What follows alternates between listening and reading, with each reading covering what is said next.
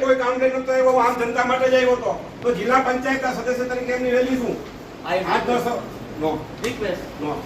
ન્યાય મળશે હમણાં અરજી કરવા કેવી રીતે મળે? સમય વયો ગયો, માણસ મરી જાય પછી તમે જો બહુ સારો હતો, આમ છે તેમ છે, શું કામ? પહેલી વાત જ્યાં સ્ટ્રક્ચરના કામ ચાલુ છે એ બીજમાં નથી જોઈ શકતા, તો એ પૂરા કરવું પડશે. ઠીક છે, માટી કામ જે છે તે થઈ જશે. એકદમ ચાલુ થઈ ગયા, સીધા કેવી રીતે ચાલુ થયા કામગીરી? એક જ સ્ટ્રક્ચર વાળા કામ છે, હું માટી વાળા રદ કરવા માટે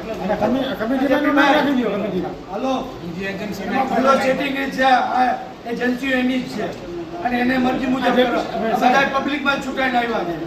તમે મારે હાથ કરવું હોય તો અમારે બેસવાની જરૂર નથી. આ કમિટીમાં નામ રાખી દો, એ જે ઠીક લગે કરે.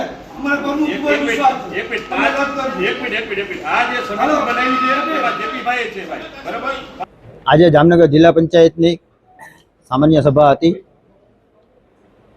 સામાન્ય સભાના તમામ મુદ્દાઓ સર્વસંમતિથી મંજૂર થઈ ગયા છે.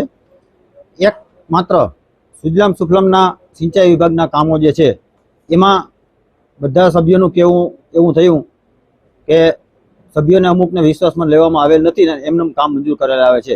પણ એ કામમાં બધાય કામમાં પાછો વિરોધ કે એવું કાંઈ નથી. જે પાકા કામ છે સ્ટ્રક્ચરના કામ એમાં કોઈને વાંધો નથી, એ બધા ચાલુ રાખવા.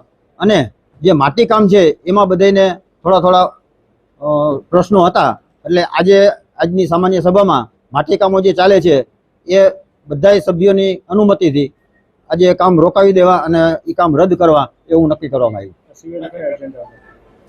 આ સિવાયને તો બસ જૂની સભાના જે ઠરાવો થયા હતા એને બહાલી આપવાની હતી અને બાંધકામના કામો અમુક જે સ્થળ ફેરફાર ને કામમાં ફેરફાર કરવાના હોય એ કામોને મંજૂરી આપવાની હતી, એ આપી દીધી.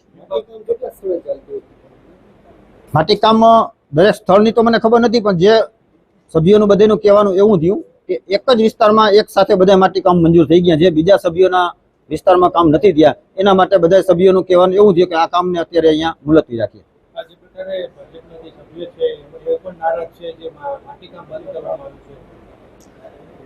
નારાજ તો નથી, પણ બધાનું કહેવાનું એવું થયું કે બધાના સહમતિથી જે કાંઈ બધા વિસ્તારના કામ આવે એવું આયોજન કરીએ ને આપણે લઈએ. એટલે અત્યારે જે આ છે કામ બધાને રદ કરવા આવું નથી જોયું.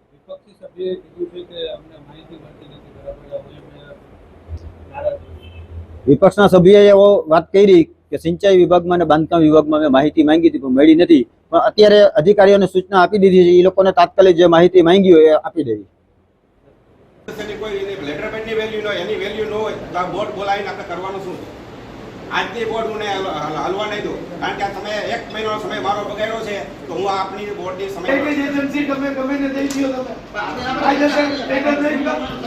રોજ જનરલ બોર્ડની અંદર હું જામનગર જિલ્લા પંચાયતના વિરોધ પક્ષના નેતા અને જિલ્લા પંચાયતના સદસ્ય તરીકે આજની બોર્ડમાં અમારે સખત ગરમાગરમી થઈ ગઈ. એનું મુખ્ય કારણ એ હતું કે જિલ્લા પંચાયતના સદસ્ય તરીકે જે અમે 17/4/2025ના રોજ મેં જિલ્લા વિકાસ અધિકારી સાહેબને અને પ્રમુખશ્રીને બંનેને લેખિતમાં માહિતી માંગી હતી સિંચાઈ વિભાગ અને બાંધકામ વિભાગમાં, પણ 17/4થી આજ દિન સુધી કોઈ જાતનો મને લેખિત જવાબ નથી આપવામાં આવ્યો, કોઈ માહિતી આપવામાં નથી આવી. આ ઉપરાંત સુજલામ સુફલામ યોજના રહી, એમાં અમારા વિસ્તાર છે, દાખલા તરીકે કોંગ્રેસમાં ચૂંટાયેલા સભ્ય છે, તેના કોઈ કામ લેવામાં નથી આવ્યા. જિલ્લા પંચાયતના સદસ્ય તરીકે જેટી પટેલ સાહેબ, જે કાંતાબેન જેટી સાહેબ તથા વકમદા સીટમાં પ્રભાતભાઈ તથા કાસમભાઈ ખપી ચેલા સીટમાં અને હું મારી 19 વિકાવા જિલ્લા પંચાયત સીટ, આ વિસ્તારની કોઈ પણ કામગીરી લેવામાં નથી આવી. અને જે પણ કામગીરી કરવામાં આવી છે એકતરફી કામ કરવામાં આવી છે અને 2 થી 3 કન્સ્ટ્રક્શન કંપનીને જેની સાથે સેટિંગ હોય એ રીતે દેવામાં આવ્યા છે, કે ધરતી કન્સ્ટ્રક્શન છે, મીરા કન્સ્ટ્રક્શન છે, એવી રીતે મારકણા અને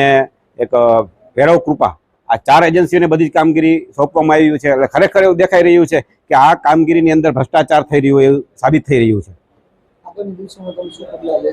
અત્યારે તમે કામગીરી બાબતે રદ કરાવી છે અને કમિટી પણ બનાવી છે, કમિટીમાં મને પણ સામેલ કર્યો છે. સ્થળ તપાસ માટે જશું. જો આ કામગીરી આમને આમ ચાલાવશે તો અમે ગાંધી ચિંધ્યા માર્ગે અને જરૂર પડે તો ઉગ્ર આંદોલન પણ કરીશું. એ કામ ચાલુ રાખવા માંગે છે, એની જ સીટના બધા જ કામ લેવામાં આવ્યો તો પોતે ચાલુ રાખવે. અમને પણ અમારી સાથે અન્યાય થાય, કામ ન મળે, કારણ કે અમારે પણ ગ્રામ્ય વિસ્તારમાં જાય, લોકો અમને પાસે માગે કે ભાઈ તમે શું કર્યું, તો અમારી કામગીરી કંઈ દેખાય નહીં, તો ખરેખર અમારે પ્રશ્ન ઉઠાવવો જ જોઈએ.